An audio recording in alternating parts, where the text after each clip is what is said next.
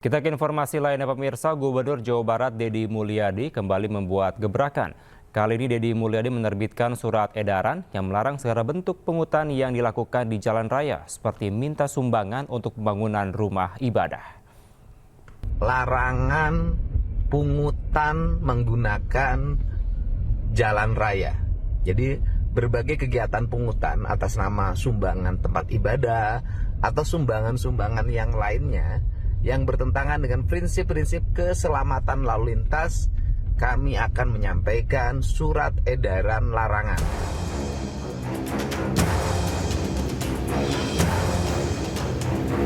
Melalui unggahannya di media sosial, Gubernur Jawa Barat Deddy Mulyadi melarang meminta sumbangan di jalan utama di seluruh wilayah Jawa Barat, seperti sumbangan rumah ibadah. Deddy menyatakan hal tersebut dapat membuat kemacetan dan menimbulkan citra buruk umat muslim. Surat edaran terkait hal ini diterbitkan pada Senin 14 April dan ditujukan kepada seluruh pengurus kewilayahan, mulai dari wali kota atau bupati, camat, lurah, dan kepala desa di 27 kota di Jawa Barat.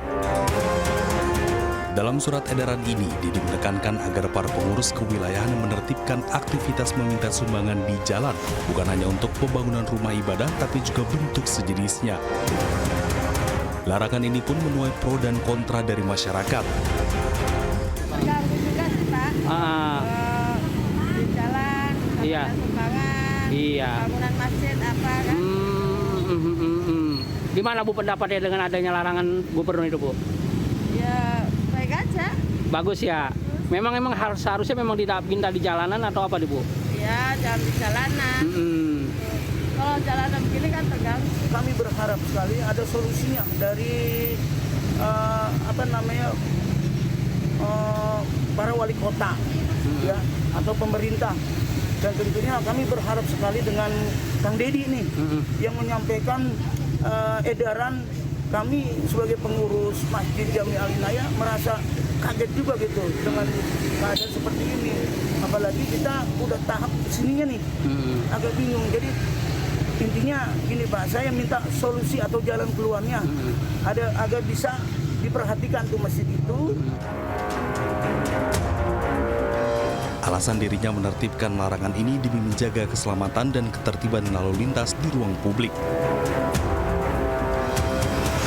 Segera melakukan langkah-langkah antisipasi dampak dari pelarangan tersebut. Misalnya lagi ada pembangunan masjid, lagi ada pembangunan musola, dan sejenisnya. Maka kita akan bersama-sama menyelesaikan problem dari pembangunan tersebut.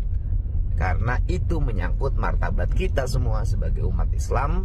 Dan yang paling utama adalah kita tidak boleh menggunakan jalan di luar kepentingan lalu lintas itu sendiri. Deddy mengingatkan pembangunan masjid harus dilakukan secara tertib dan tidak melanggar aturan.